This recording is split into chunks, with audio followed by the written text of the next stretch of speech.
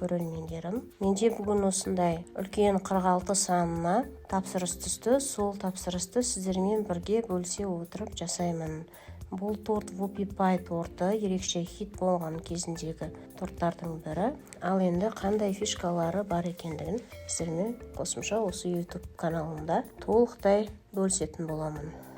Тортқа қажетті заттардың барлығын описание бөліміне қалдырып қоямын. Бұл жерде мен бірден 2 порцияға жасап жатырмын, яғни 4-ті де 6-ны да осы бір жасаған қамырдан шығарамын.